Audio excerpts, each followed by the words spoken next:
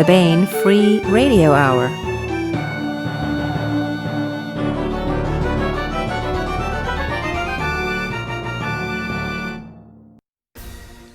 On the podcast, Billy Goat Gruff LLC creates AI Billy Goat Gruff to take on the Terminator troll at the bridge over the Well of Souls at the beginning of time. Transforming dragons and a Carrera-verse of war. Plus, we continue the complete audiobook serialization of David Weber's Uncompromising Honor. All right now.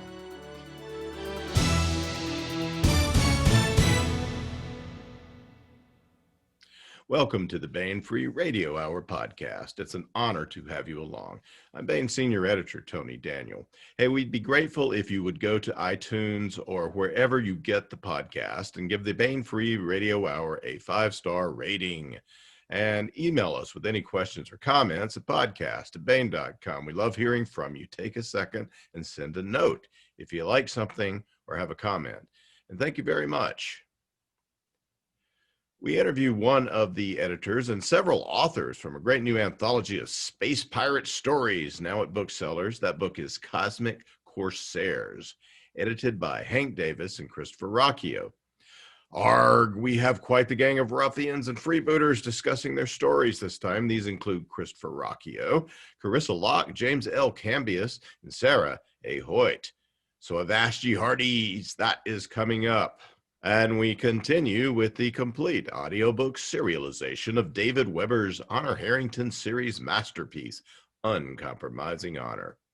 Now here's the news.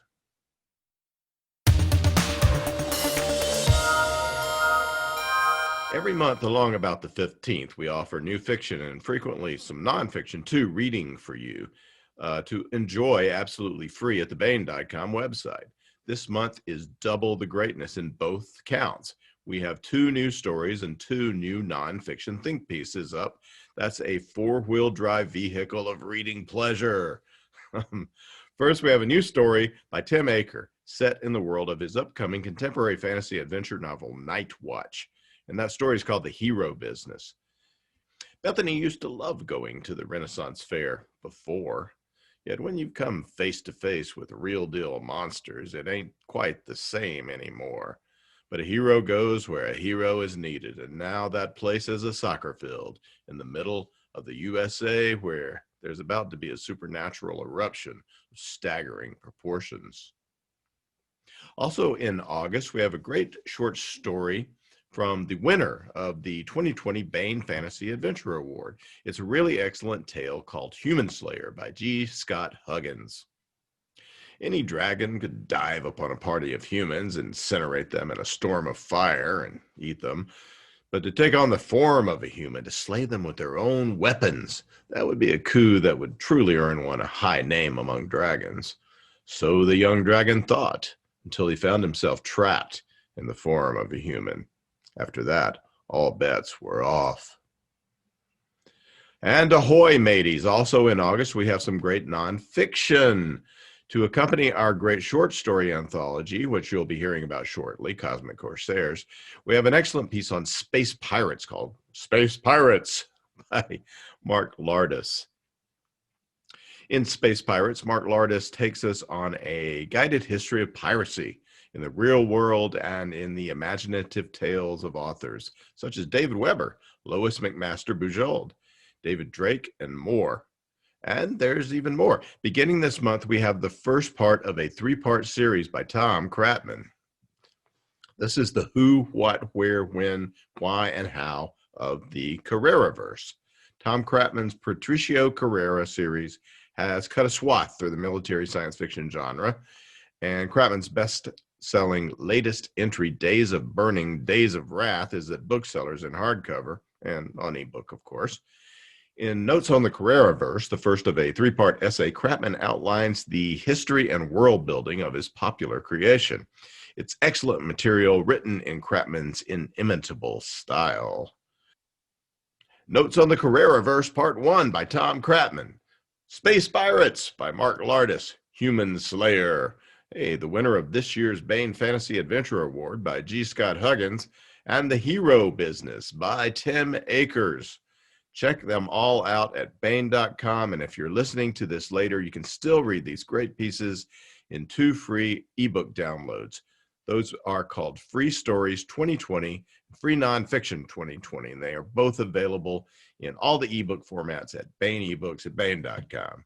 Check these out. It's a wonderful chance to read some free stuff, some free stories and articles, and all of them will whet your appetite for some great Baen books.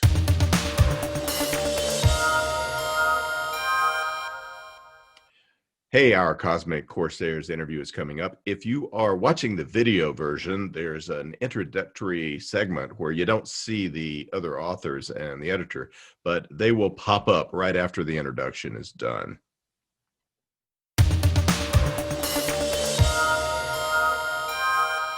Hey, want to welcome Christopher Rocchio, Carysa Locke, James Cambias, James L. Cambias, and Sarah A. Hoyt to the podcast. Hello, folks.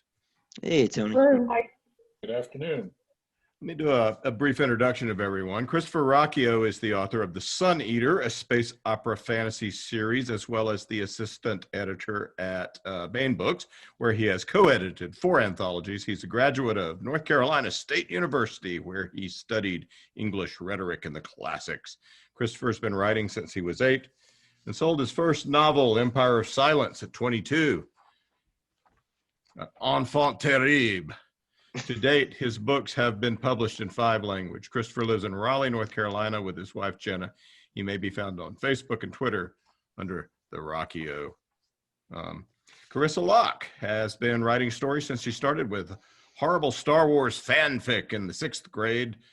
She says it was bad. We don't know. Maybe it was just bad for her.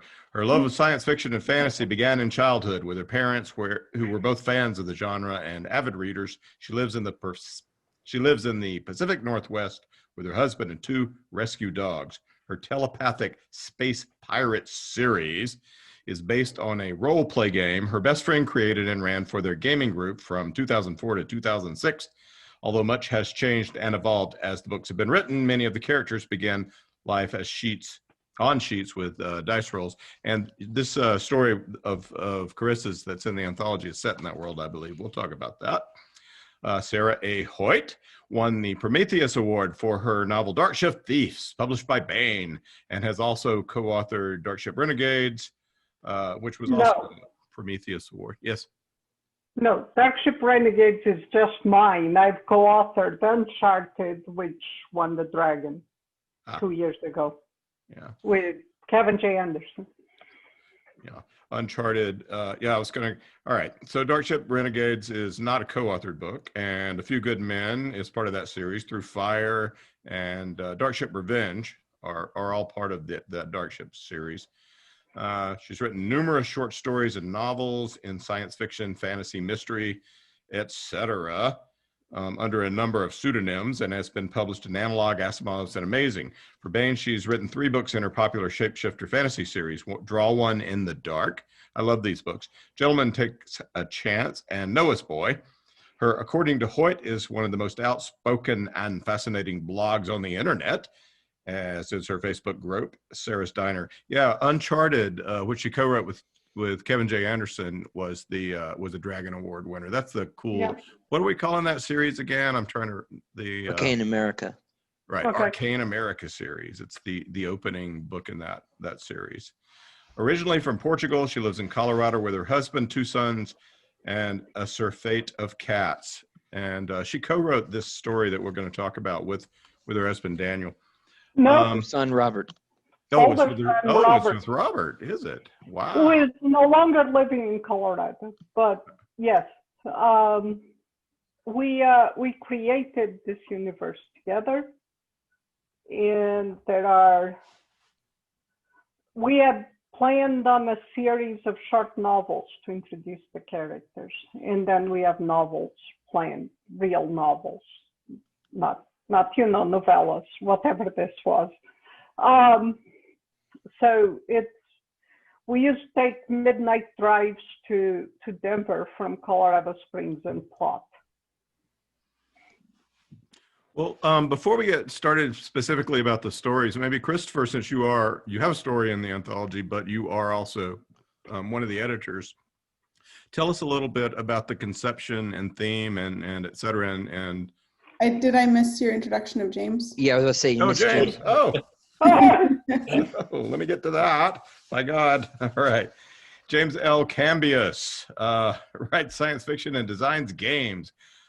Famous game designer. His new urban fantasy novel, The Initiate, was published in February by Baen Books. Originally from New Orleans, he was educated at the University of Chicago and lives in Western Massachusetts. His first novel, A Darkling Sea, was out from Tor, as well as Corsair. Baen Books released his third novel, Arcad's World, in 2019, which is science fiction. Really cool sort of planetary romance science fiction. It reminded me of Andre Norton, although we talked about that on a previous podcast. His short stories have appeared in the magazine of fantasy and science fiction, Shimmer, Nature, and several original anthologies, most recently in Retellings of the Inner Seas. Let's see, as a game designer, Mr. Cambias has written for Steve Jackson Games, Hero Games, and other role-playing publishers, and he co-founded Zygote Games. Since 2015, he has been a member of the X Prize Foundation Science Fiction Advisory Board, which sounds very cool. And you can check him out at his blog at jamescambias.com. So, Christopher, tell us about the anthology and the reason for its being. Well, so like a lot of the books that anthologies that are done with Baen, this is actually Hank Davis's idea. Hank could not join us today, and he gets these concepts together, and I sort of do all the paperwork, talk to authors and agents and things, and get stuff together. And Hank just wanted to do a story about space pirates. We've done one about lawyers in space. We've done one about pioneers, and it seemed like it was pirates' turn. So we just really wanted to get a sort of, a vertical slice of space pirate stories throughout the history of science fiction. We've got some running back to the golden age with a Fritz Leiber story and a James Blish that haven't really been reprinted either ever. I think the Leiber has never been reprinted. The Blish might have been reprinted only once. So we're trying to get some stuff from classical antiquity, as it were, and rerun those, and some more contemporary stuff and some original stuff as well. Otherwise known as my childhood, yes. Yes, yeah. Medieval times, Tony, medieval times. All right. So we just wanted to get a real sample of space pirate stories throughout the history of the genre, put those together, stuff from back in the day, some more modern stuff, and as I say, some brand new stuff as well. I think with the exception of Jim here, everyone who's with us did the original stories for this book.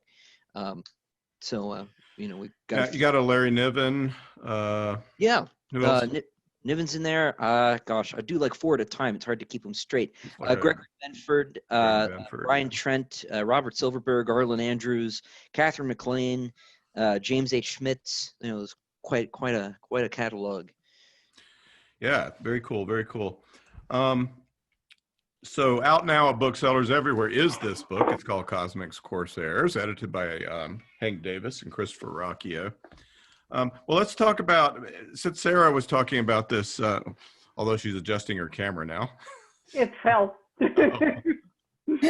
She controls the vertical and the horizontal. I have amazing powers. Okay, it's on now. So, okay. So let's see here. Let's talk about trading up then, which is it's a cool story that is that's set in a world. Just to kind of set it up, maybe we start in a bar, and our guy needs something. Our main character needs something, and he's willing to bargain for the chance to get it.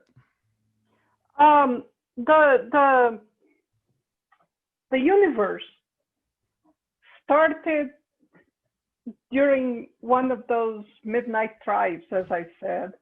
It started with a throwaway, that it would be cool, Harry Potter in science fiction. And from that we start, this is not the main character of the series we have planned, but he's one of the supporting characters.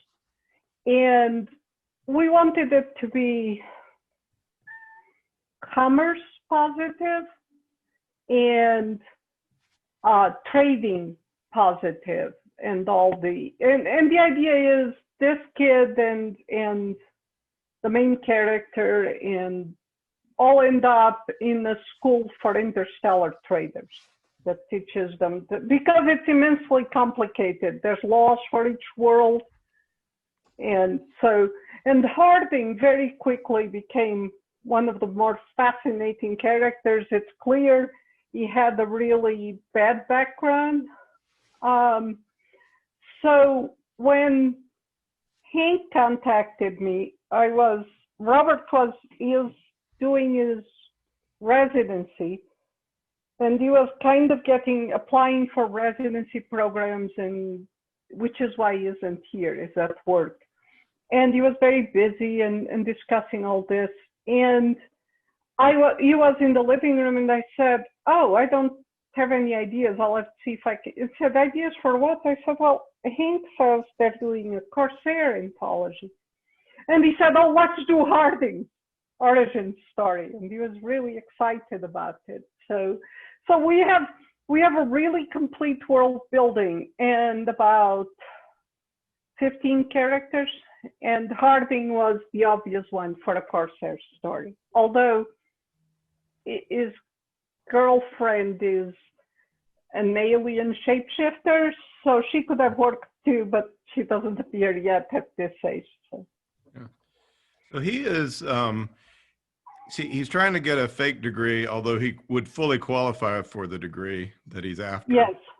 Yes, so that he can move from a Sheva world where he is controlled by his dad's almost mob empire into being his own person and being an honest trader. Our original title was A Poor But Honest Trader, and I told Robert that was kind of blah, so we changed it at the last minute. So it's his dad that he wants to get away from, but this is a rather different family arrangement that he's got. Oh yes, yes. His dad is a lunatic psychopath. Is the best way to put it. Using science fiction means to create the ultimate mob family in which each of his kids competes with the other. And anyway, I don't want to give away too much, but what I liked about the story is we did the first version, and then I passed it on to Robert, and Robert chopped it all up and rewrote it. So it combines both character development with really fast action throughout, and I like that. It's almost like a thriller type movie. It's got your trademark fast moving action and character development. Is the means that he wants to get this fake degree is he knows a guy, he's a mobster, so he knows a guy. He knows a guy that can get it for him, but the guy wants him to do something. And this is where the piracy comes in, right? What's the guy? I don't think we're giving anything away if we talk about what he's. Well, the guy wants to stop pirating on his line of not legal transport to begin with, but Harding is pretty much willing to do anything at that point, and that's how I felt about it. But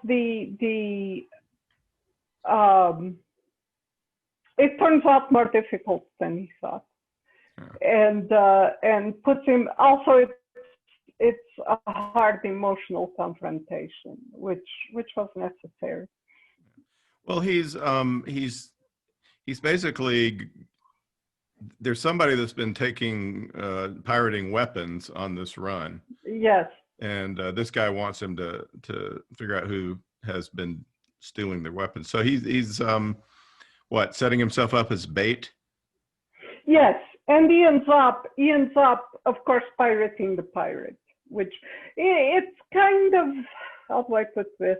At one point, I was talking to David Drake. I think it might have been during a panel. And we were talking about how, because I often used, at that time, I used I'm just going to run away and become a pirate. And we have this fascination with pirates. But if you read about real historic pirates, it was a fairly squalid and horrible type of life. It could be like running away with a drug cartel. I mean, it's that level. So we wanted him to be in a better moral position than I'm just going to go pirate someone. Even though he is not the least morally ambiguous character in the world, we'll just put it that way. But Well, it's kind of a libertarian universe where the Yes. punishment you receive if you get caught for things is you have to pay fines and such. yes, it's Kind of like it's going to debtor's prison. by design. It's a very, as I said, we wanted it to be commerce positive, trading positive. The aliens and us are all enmeshed in a trading web. So there's a lot of interplanetary trading, a lot of specialized trading. And which is why, you know, in later on in the actual first novel, entire planets save up, send one kid to trading school. It's normally I don't design things to have an ideological or even a moral message because I just write. But since the world was built by both of us and it came from conversations, we kept saying things like, well, maybe we don't want to do that because that sends a weird message. And so it ended up being that way. Have you ever written with Robert before? No, that was our first story together. We have plotted at each other, it's the best way to put it, since he started. I found out he was writing because I got a note from Stan Schmidt saying, wait, I thought your husband was dead. I just got a story from Robert from your address. Did you remarry? And I'm going, even if I had, it wouldn't work that way. I said, no, that's my son. He's 10. True. And he said, he's 10. I'm going to send him a rewrite request. I'm writing it right now. And he did, but it was Robert's first story. He hadn't asked us not to send it or anything. And he just didn't know how to rewrite. As I think everyone here will agree, it's much harder to rewrite than to write. And then he sold his first professional story at 13. And he has sold off and on occasionally. And we plot at each other. If he has an invitation for an anthology, he usually finds me. I don't know how this is going to work with him living in another state, but he usually finds me and comes and talks at me and goes, what if I do this? Would this work? What? So we've done that a lot with this together. We haven't collaborated before. Cool. And what is his other job, by the way? You mentioned a residency. Oh, he is doing, he finished his MD this summer and he's doing his residency. So. Cool. So, well, let's, anything else we want to say about trading up that we didn't cover?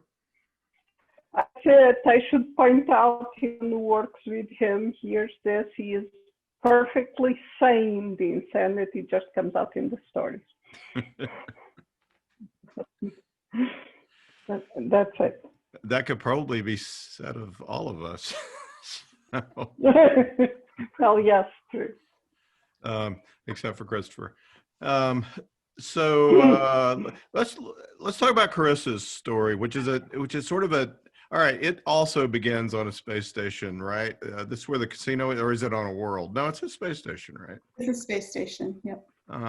What's going on in, let me find the title of the story. It's called Pirate Chance. What's going on here, and who is Pallas and Mercy? Well, so Mercy is actually the main character in my Telepathic Space Pirates series.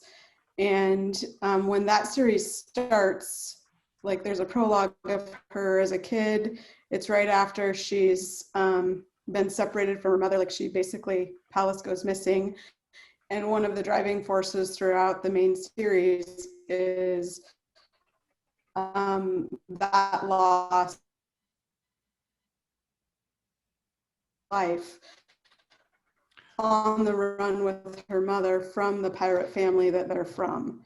And so a lot of my readers have had questions kind of about what that was like and about Pallas in general, because she's a mysterious figure within the series. I've doled out little bits of information, but since it's a through line for the whole personal arc for Mercy, I'm super careful about what gets revealed in each book. And I just thought, you know, when this anthology opportunity came up, I obviously wanted to set it in my universe because you know, it would be great to tie that in. And you don't have to reinvent the entire wheel of a world, right? Yeah. Do like a whole bunch of world building for one small story when I already have a bunch around pirates even. So, and I just thought, you know, what would be a really good, I have a lot of things I could have gone with, a lot of side characters I could have told a story about, but I wanted something that would be a good introduction to the universe itself and the characters in it and kind of the pirates, but be also standalone. You know, you don't have to read anything else to understand what's going on, and that would be fun for my existing readers, something that they would never get to see otherwise. And so that's how I kind of landed on doing a story about Pallas that's set many years before my main series. And it's really just kind of a glimpse at the kind of life she and Mercy had to live while they were on the run from Mercy's grandmother, who was, you know, the leader of the Queen of the Pirates, who was hunting them and wanted to kill Mercy. So that's who she's worried about is coming. Yes. And that's why she's hiding out, is the grandmother. Yep. Who is her mother, right? Correct. Because this is from Mercy's mother's point of view. So Yep. This is backstory on the main character in your series. That's correct. This is like what happened when she was little. So tell us a little bit, what the heck is a telepathic space pirate anyway? So what's funny is that was like the working, like when I wrote the first draft of book 1 in like 2007, 2008, and I had a blog and I was querying agents and all this stuff, I would tag posts that were about that series, Telepathic Space Pirates. And one of the agents that I queried, little did I know, I mean, I locked down my posts. They were friends only. You never know who on the internet's reading your stuff, because one of the agents I queried, she was for a big house. She responded immediately and was just like, I've been hoping you would query me about this series. I'm really interested in reading the first book. And then, so she read the first manuscript, gave me great feedback, asked for a rewrite. And then I told her, I said, I really need to come up with a better series name, like a series name for it. And she said, you know, you should consider just keeping Telepathic Space Pirates, because it says everything about it, and who doesn't want to read about that? And like, you should embrace that. And I was like, I don't know. And to this day, my husband thinks it was a mistake to keep it, but you know what? She was right. No one else is writing a series called that. So that's where the phrase came from. As to what they are, it's, I get a lot of reviews that are like, wow, I was expecting this to be really cheesy and it wasn't. I'm totally surprised. So there's a little bit more of a military background. They were. Yeah, it's not I mean, contrary to the series title, I mean, it does have a connotation perhaps of being humorous, and this is not really a humorous story. No, This it's is a not. pretty And intense story about a mother trying to protect her daughter. yeah, and in my main books, like I inject, there's humor in them. Characters do funny things or say there's funny relationships, that kind of a thing. But humor is definitely not the main tone. It's a much more serious space opera. I call it epic fantasy in space because it's got that, you know, kind of feel with the main character who rises up to become queen, blah blah blah, big epic stakes, all that kind of stuff. And the pirates themselves started off as basically a military experiment in the big war that used to cover the entire galaxy. Like the backstory of the universe is that, you know, warring over resources and planets, and nobody could agree on anything. And you had all these factions, and it was like an arms race who could come up with the best, you know, super weapon to take over as much of the territory and resources as possible. And one particular faction developed the psychic abilities that later become the telepathic space pirates. And it's not just telepathy, it's all kinds of you know, abilities that basically make each of them a weapon in their own right. And that turned the entire tide of the war. And then once the war finished, basically the powers that be decided these, you know, we can't control them. We don't want them turning on us. And so they outlawed talent and started hunting them down and sending kill squads after them and killing them. They call it having these powers is the talent. Yes, is yeah. The talent, yeah. And then you set it up as we begin. Palace she's just kind of like sipping at people's surface thoughts and things, and you set it up as because there's a great moment when she reveals just how badass she is, which, you know, we don't, but it seems it's just telepathy at first, right? Everybody, so the kind of the world building piece is that telepathy and telekinesis in their most basic form is something that everybody has to some degree. It might be really low, like somebody might have such a low level of telepathy that they can only basically brush the lightest surface thoughts of people they know really well or are in close proximity to. Or I've got a telepath in my universe named Treon who likes to think he's the greatest telepath who's ever been born, who seems to have, you know, no limits on his ability, and distance doesn't matter for him. You can space jump. That I use space jumping as my hyperspace kind of space travel thing. You can space jump away, and the big thing in the series is that he's the only one who's ever been known that could track somebody past a space jump, you know, that kind of a deal. So the range and power is really big, but then all of the other psychic powers are based out of either telepathy or telekinesis. So I have one character who has the ability to heal, and it's called biokinesis. So it's based in telekinesis, but she can affect, you know, living tissue and all of that kind of a thing. And it's a very unique talent, and that is from the telekinesis family. So I have actual like flow charts of these powers and how they're related to telepathy or telekinesis. Yeah. And Palace was a big mystery. No one knew what her abilities were. So I've hinted at them in the series, and this story is the first time that readers have seen her actually use her abilities in a really big way. So. Yeah. Well, yeah, it's really cool. So she's protecting, in the story, she's protecting her daughter who people are after, and herself. And she's working at a casino. Maybe just talk a little bit about this, the casino and the opening, and what the fear is of why pirates might come into this. So she's basically using the casino to hide out. She's using her telepathy. Her job is as a spotter, like she is looking for people cheating. And obviously they have lots of technology. This is a science fiction world. So like casinos today, they have a lot of technology all over the place trying to catch people cheating. But just like they have technology, there's also like biotech implants and things that people can have that are illegal, where they can come in and use those against the house. And so Pallas has a, kind of a secret weapon where she uses her telepathy to actually read people's thoughts and figure out if they're cheating. Obviously her employers don't know that's how she does it. They just think she's really good at spotting these.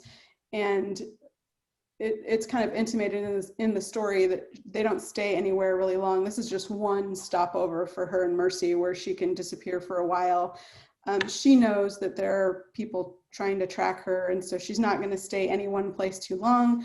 And kind of where the conflict of the story enters is when she finds out basically that there's supposedly pirates headed to the casino to rob it. And for her, of course, that's much more dangerous than just the casino being robbed. For her, that means they could discover she and Mercy are there, and and then bad things happen. So yeah. Well, we should probably leave it there without any more spoilers. Anything else we want to say about the story? That's a good setup. Yeah, no, hopefully people enjoy it, and it's an entree into the series. Right, exactly. Yeah. Well, let's head back to Earth and talk about and to more modern, to more primitive times, which is like our near future. Talk about Jim Cambias' story, which is called The Barbary Shore. This is kind of cool because this is piracy.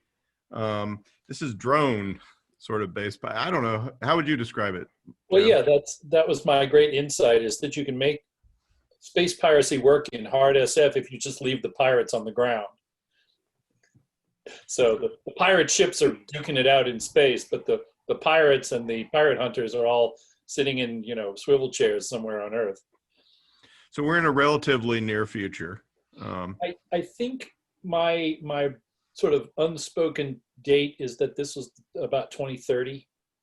I think there are satellites at the with the L5 points and such. Well, it's the L1. It's the L2 point. It's the point between Earth and the Moon. No, sorry, the L1 point. But the point between Earth and the Moon, which is both a semi-stable position, so you can park something there and it'll stay there with minimal station keeping for a long time, and it's part of the minimum energy trajectory from the Earth to the Moon and vice versa. So if you're carrying something valuable from the Moon to the Earth, you're going to pass right by a place where the pirates can park their spacecraft, and you're going to be traveling at your slowest relative speed right then. So it's like the Florida Strait in space. You got the Spanish treasure galleons, you got a narrow bottleneck, you know where they're going to go. You can park your pirate Corsairs there and snap them up. So how can an individual or a group afford something like that as a pirate? How do they do it? How do they pull it off? Well, part of it is, and this is again pretty realistic, the payloads are so insanely valuable because, of course, you're not going to mine anything on the Moon that's not worth incredible sums. And I did the math, a ton of helium-3, which is what they're mining and what they're shipping back to Earth, would be something like $1 billion a ton. So, that pays for a lot of pirate ships, especially if they're, cheaply built and essentially disposable. I was assuming that, they're also, that there's at least some, probably some political involvement, because it's all these shadowy governments, Well, that's really interesting part of the story is because it's almost, it's law piracy almost as much as it is space piracy. Yeah, well, again, I was trying to stick to piracy always exists within sort of, you need a legal framework for piracy, right? So in the golden age of piracy, the reason it worked was that the pirates could skedaddle back to safe ports in British or French colonies after preying on the Spanish, or even in some cases, friendly Spanish colonies where the governors were on the take. And, the Spanish could complain, but there wasn't really much they could do. And as soon as the British and French had, essentially crippled the Spanish Empire or annexed it, all of a sudden piracy became unacceptable and was stamped out ruthlessly by British and French warships. And the and why do you call it the Barbary? Because the Barbary pirates were the ones that were in North Africa, right? And Yeah. they're the ones Jefferson sent his little. Yes, to be perfectly honest, I don't remember why I used that title. I suspect it's a quotation, but I don't remember where it's from now. Sorry. Well, so you have two main characters. One of them is the pirate, and one of them is the officer who's after him, Elizabeth, and is it David? David, right. So you have David Arnold, who, when I extended this short story into a novel, he became David Schwartz. But David Arnold, aka Captain Black, the space pirate, and every pirate has to have a nemesis, right? So Captain Black's nemesis is Captain Santiago of the Space Force, which is to say Elizabeth Santiago of U.S. Space Command. But he is not in space. He is actually sitting by a pool. Right, he's at a nice hotel. He's at a luxury hotel in Bangkok, whereas she is in, some, government issue office in Colorado Springs. So, sitting under a fluorescent light in a government issue swivel chair. And the fact that they're not that far away from Earth means that they can control all this stuff in virtual reality. Yeah. In fact, David is a lot more into that than Elizabeth. He's got his game set up. He's using a pirate game interface to control his space pirate ship. He even visualizes it that way. He's right? actually setting off cannons and ordering virtual crewmen around, whereas she's just, issuing orders to other people sitting at consoles in Colorado Springs. Yeah. Now, these two have a history that we learn about a little bit during the story. We could probably talk about that a little bit because it's right. They were both at MIT together, and even then, David had something of a piratical streak, whereas Elizabeth, even then, was a bit more responsible, and so that led to their first falling out when he was taking control, pirating, if you will, a traffic control drone, and using it to buzz a sporting event. I like to think I was being realistically prescient, with about the results you would expect if somebody hacked control of a drone and tried to buzz a sporting event. Everybody freaks out, including law enforcement. Yeah. And even at that time, she is both appalled and thinks it's kind of cool. And he doesn't really understand that he's scared the hell out of a bunch of people and maybe has caused her harm. Yes, he doesn't. He never quite realizes the harm he is doing. And when I expanded it into a novel a few years later, that became a much bigger issue because basically the potential harm he was doing got a lot bigger. Yeah. So, what else can we say about the story without giving too much? I really like the blend of the way that he dumps ownership of the ship like instantaneously is pretty cool. Yes, it's when instead of running up the black flag, what happens is you liquidate the shell company that supposedly owns the spacecraft. That indicates that you're a pirate. Yeah, like instantly. Yeah. So, whoa, hold on a moment. My bookshelf fell.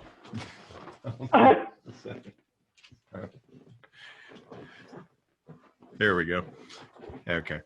The green screen never broke the illusion either. It just looked like you just reached out. Yeah, it looked like you were holding nothing. Well, I was trying for I had a pirate ship background, but it just was, I had a Jolly Roger background, but it was right behind my head, so it wasn't working. So I just went for the bookshelves. Okay. So what else can we say about the story, Jim? That I just think it's a really cool duel between two really smart people. Yeah, that was the idea, is that, space piracy is not going to be a game for, it's not like maritime piracy where you can get a bunch of guys with AK-47s and put them in a speedboat and try to rob a ship.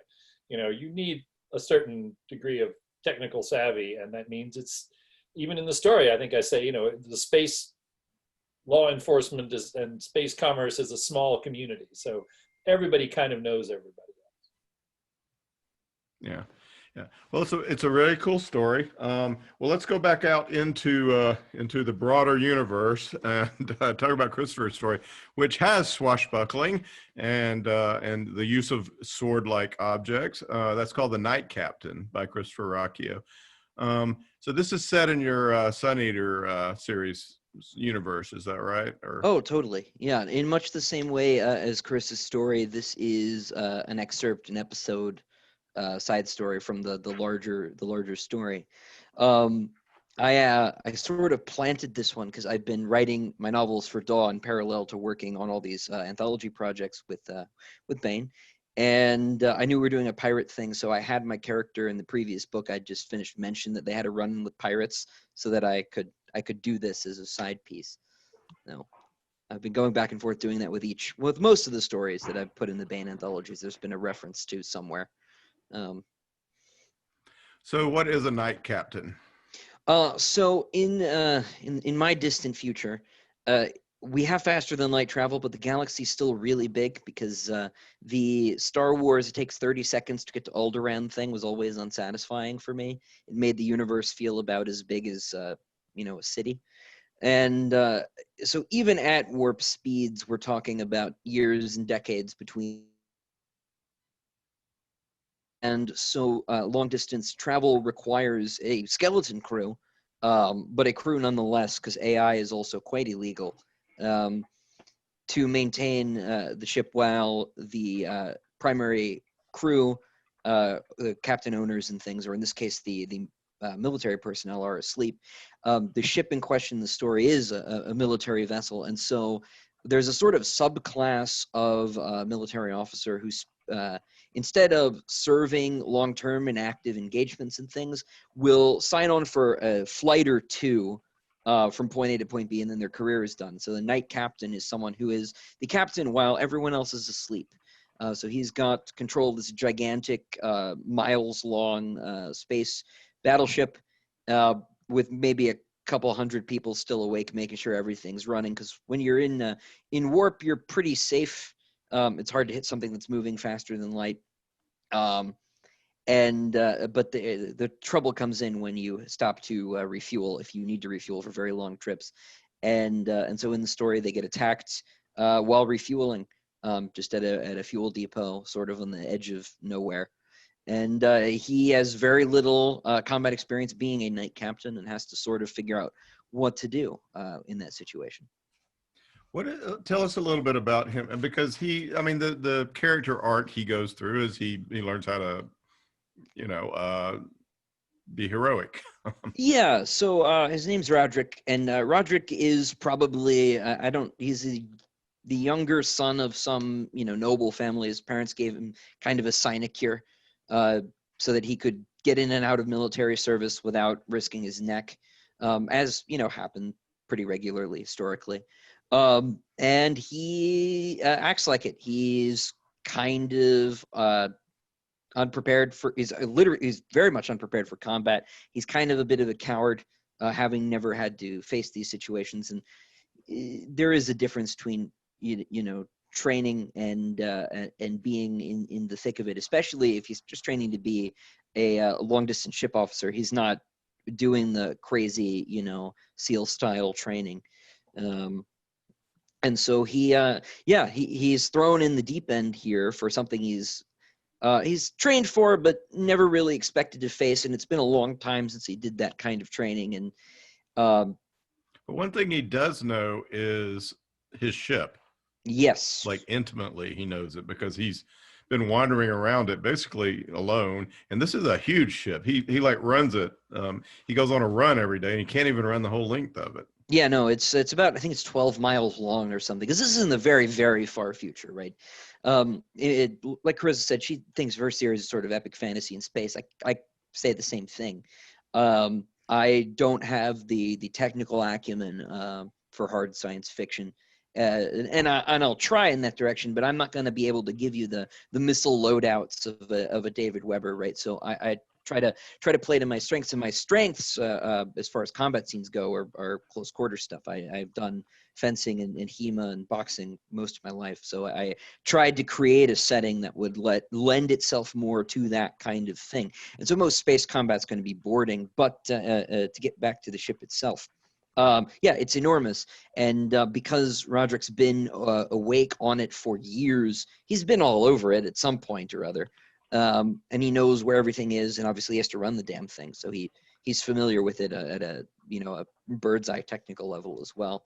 And so while he may not be able to beat these pirates who board his ship one-on-one, mano a mano, he can still outwit them by taking advantage of the ship itself.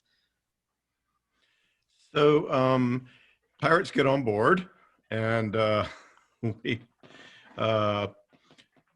we meet another character who tell us about him, and tell us about these high matter swords, because that's really interesting to me. Okay, well, to start with the swords, I really like lightsabers, but they don't make any technical sense from an engineering standpoint, for one.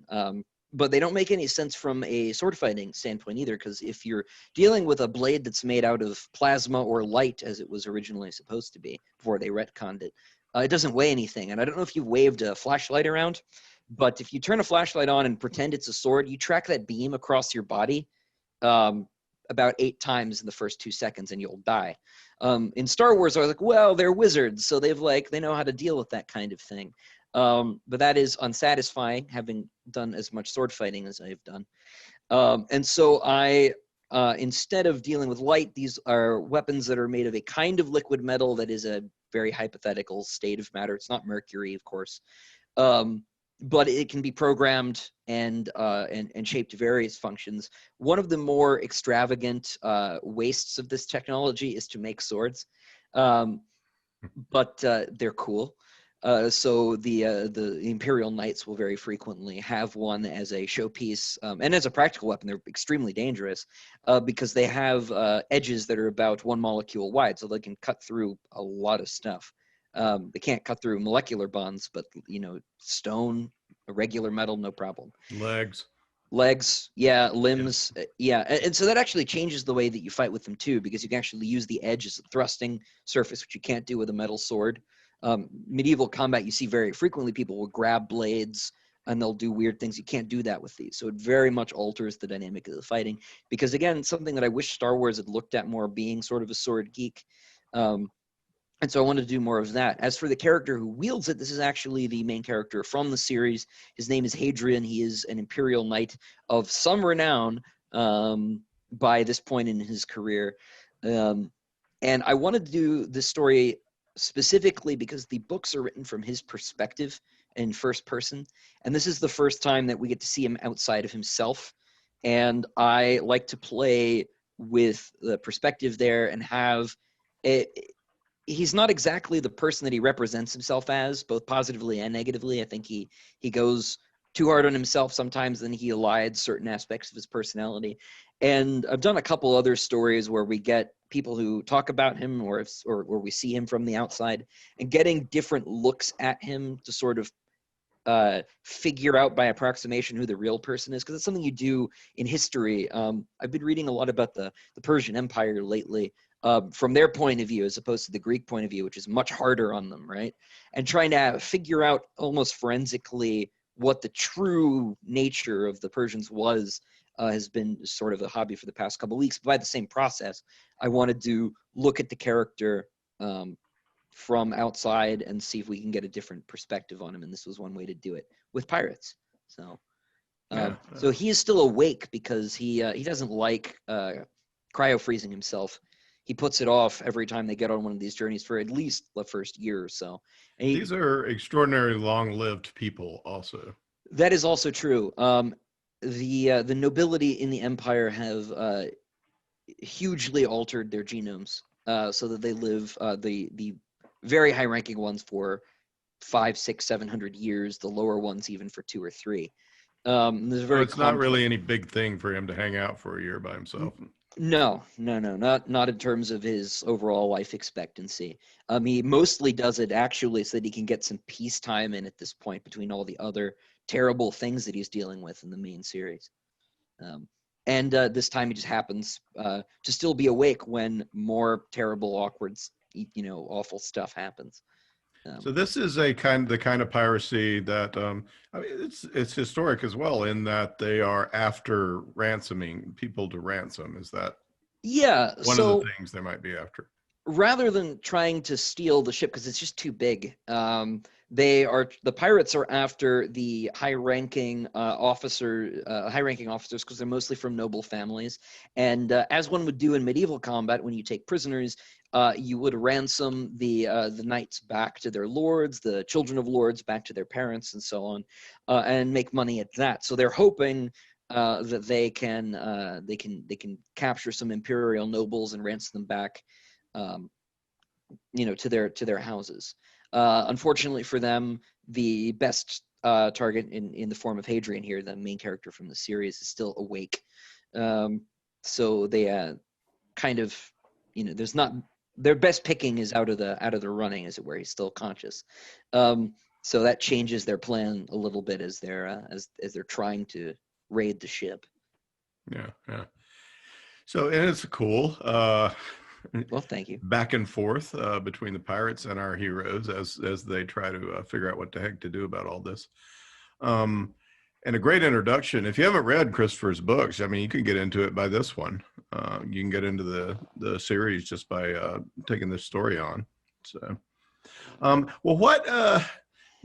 let's talk briefly maybe about what is this ongoing allure of writing about pirates? Why would anyone want to write a science fiction pirate story? Maybe Sarah could elucidate this. I think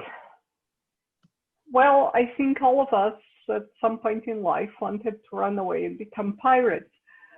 I think it's the allure of the fact that they're outside the normal pattern of humanity, and their life is both dangerous and transgressive, and we're attracted to that in fiction because it's not boring. Not being boring is a big part of fiction. And because, I mean, it looks like all of us are writing in our pre-made worlds. In your pre-made world, it gives you a chance of exploring the outside of the other stuff you're writing about. I think that's mostly it. In my case, I read, my great-grandmother used to feed the family on pancakes so that she could buy books, sometimes for weeks, pancakes and vegetable soup. And note that neither my grandmother nor her siblings complained.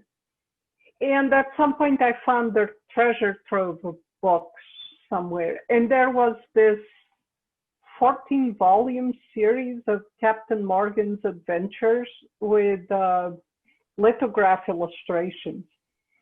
And I spent the year I was 12 reading and rereading those books, and I was fascinated by them. So I'll always have a soft spot for pirates because of that, even if the reality was tawdry and all that.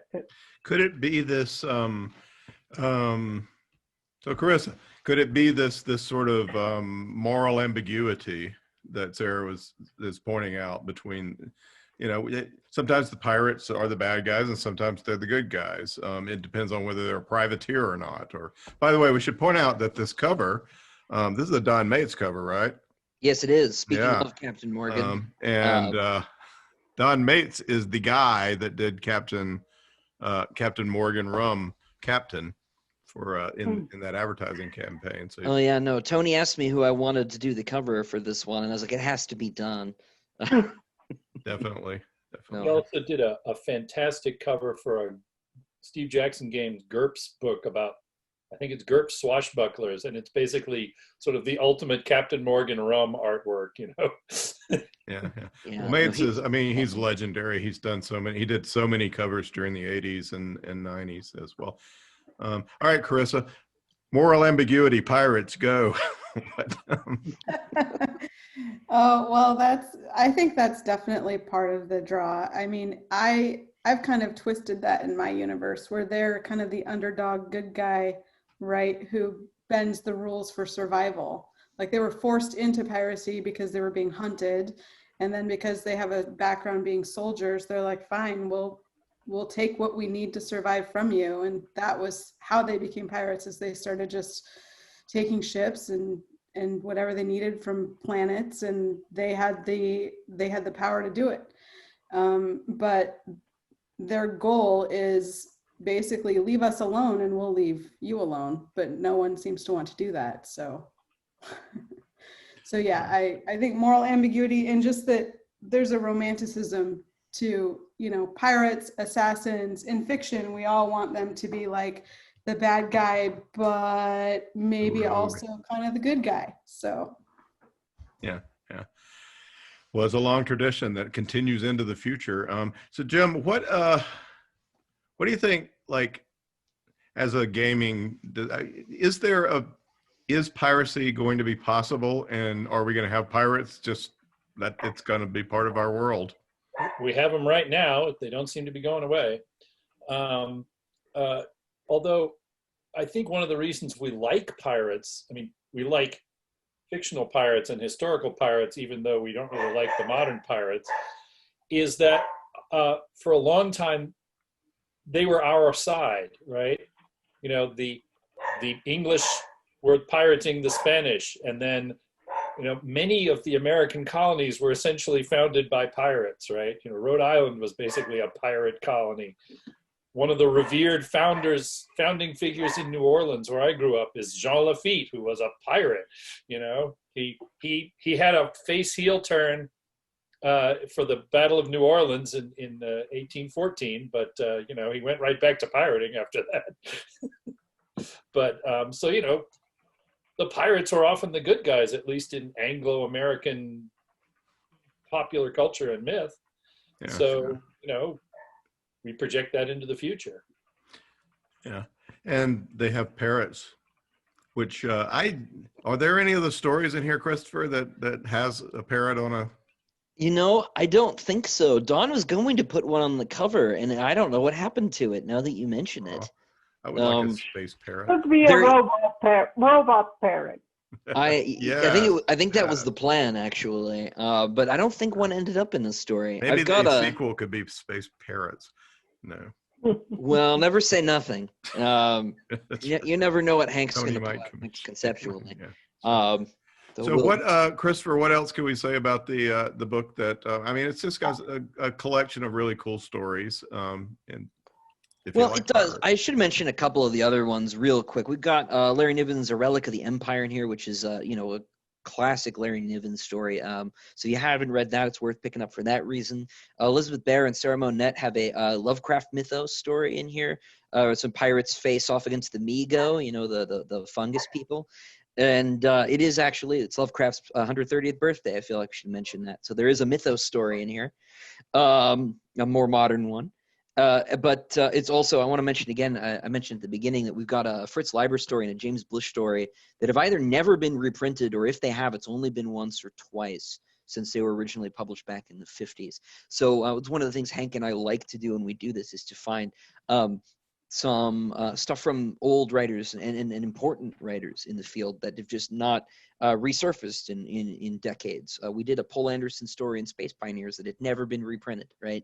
And this is something we like to emphasize with these collections, is trying to find, because Hank has this incredible eidetic memory for stories that were published in the pulps between the 40s and about the 70s. You can ask Hank what was the lead story basically in any month in that window, and he can tell you off the top of his head. Yeah.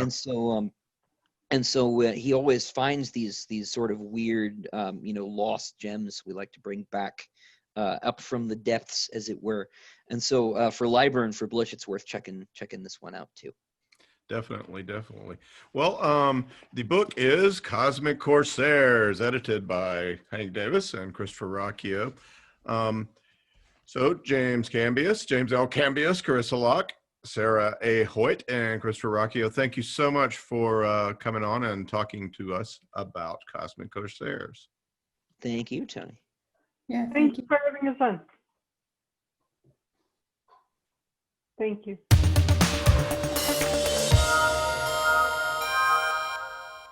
Here is another entry in David Weber's Honor Harrington series masterpiece, Uncompromising Honor.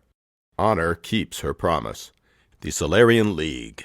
For hundreds of years they have borne the banner of human civilization, but the bureaucratic mandarins who rule today's League are corrupt and looking for scapegoats. They've decided the upstart Star Kingdom of Manticore must be annihilated. Uncompromising courage. Honor Harrington has worn the Star Kingdom's uniform for half a century. Very few know war the way Honor Harrington does. So far, hers has been a voice of caution. But now the Mandarins have committed atrocities such as the galaxy has not known in 1,000 years. They have finally killed too many of the people Honor Harrington loves. Uncompromising vengeance. Now Honor Harrington is coming for the Solarian League, and hell is riding in her wake. And now, David Weber's Uncompromising Honor. We're on top of the terminus now, not them. And if they don't have the firepower to blow us back off of it, they're stuck on this side of it. At best, from their perspective, that would mean they'd have to go home the long way. You could be right, but I'm not convinced someone as smart as this wouldn't be a jump or two ahead of that logic. I'm thinking she probably chose to stay on the side of the terminus. Because he's expecting friends, ma'am? It's certainly a possibility. Isotalo turned and walked back to her command chair, while the task group's scattered units began accelerating back toward Foudroyant. Given the separation, it would take at least 15 minutes for them to coalesce around the flagship once more. The Manties would probably translate back out of hyper well before that. They didn't have time to put that many ships through the terminus after we went into hyper, she pointed out, settling into her chair. A beckoning index finger summoned Rosiak to join her and Romalis, and she leaned back. Not in a sequence transit, anyway. The minimum time for that would have been, 160 seconds? And that would have been with all of them lined up in a tight transit queue.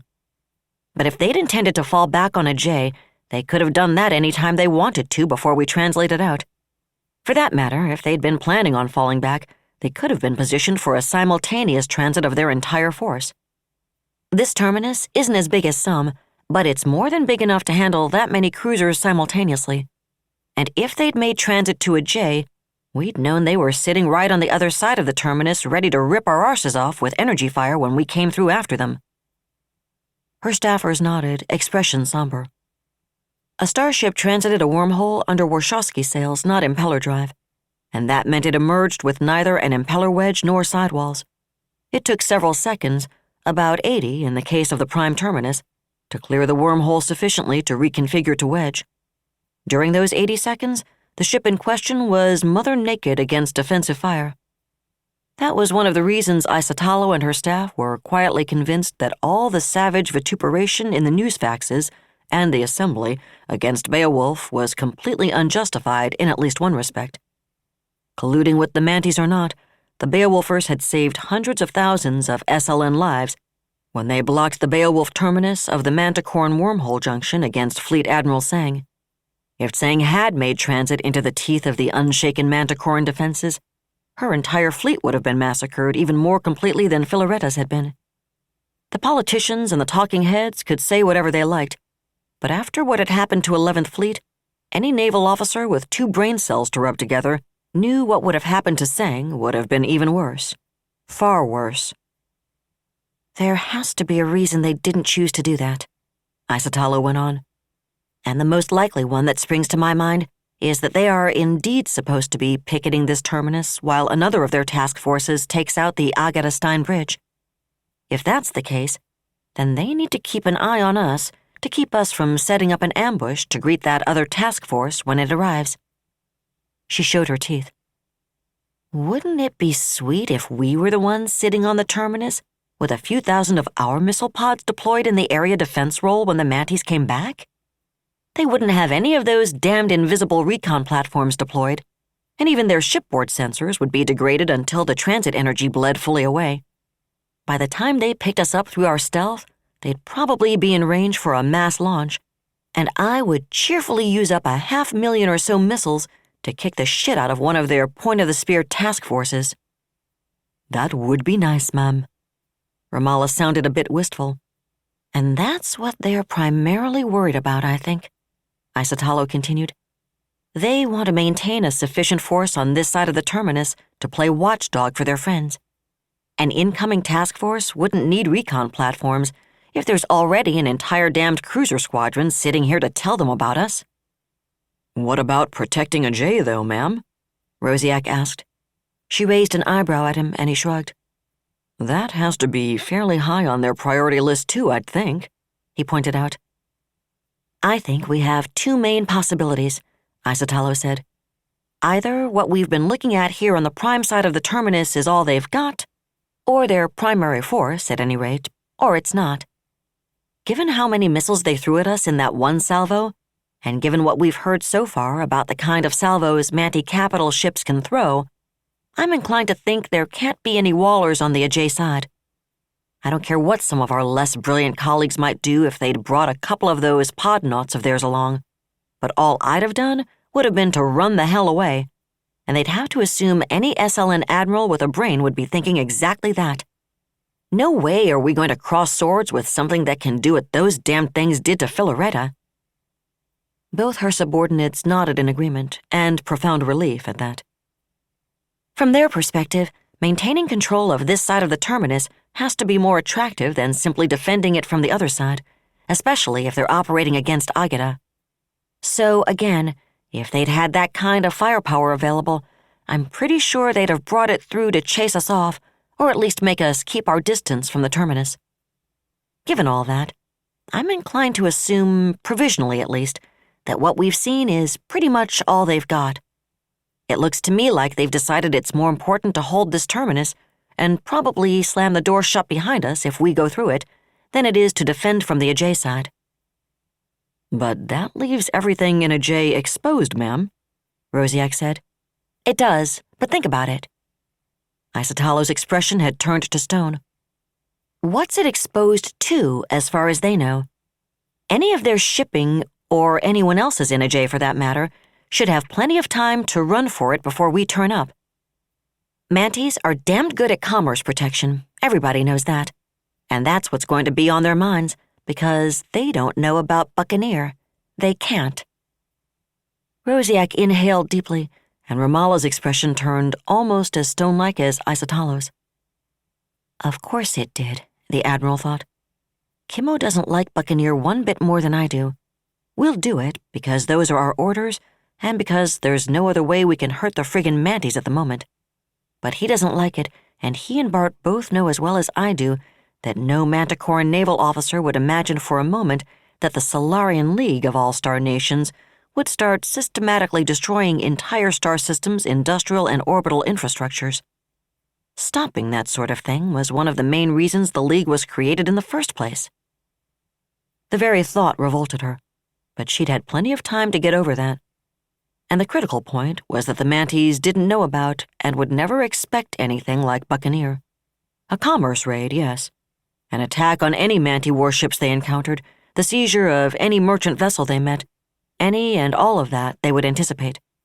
And if anything in the galaxy was certain, it was that the Manti CO had sent one of her units back to Ajay to tell every single legitimate commerce raiding target to get the hell out of the star system. That meant she'd cleared her responsibilities in Ajay, and that meant it would actually make strategic sense for her to let TF-1027 through the terminus into Ajay, and then close it behind Isatalo, forcing her ships to take the long way home, the way she'd anticipated forcing the Mantis' Agata force to do. Either way, she said, we still have Buccaneer to carry out. She settled herself in her chair, contemplating the consolidating icons on the plot, then looked at Rosiak. I want quickly here on the terminus. The operations officer looked startled, and she chuckled harshly. Not to stay, Bart, she reassured him. Trust me, I want her task group in and out as quickly as possible. By the time she gets here, you're going to have put together a pod deployment plan that will let me detach Santini with enough firepower to give even a division of Mantis Super Dreadnought something to worry about. Ideally, I want him to be able to hold the Terminus against anything they throw at it long enough for us to withdraw from Ajay, hopefully with Buccaneer's mission objectives completed. And please, God, without Parthian on my conscience, she added silently.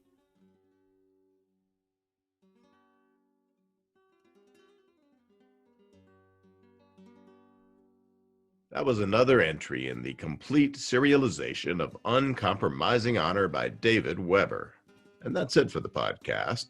Thanks to Audible.com and to podcast theme composer Ruth Judkowitz. And the shivered timbers of a special edition reverse Spanish galleon made entirely of gold and carrying timbers, which did not float as well as intended, but was very lustrous going down, plus thanks and praise for editor and authors of Cosmic Corsairs. Please join us next time here at the hammering heart of science fiction and fantasy, and keep reaching for the stars.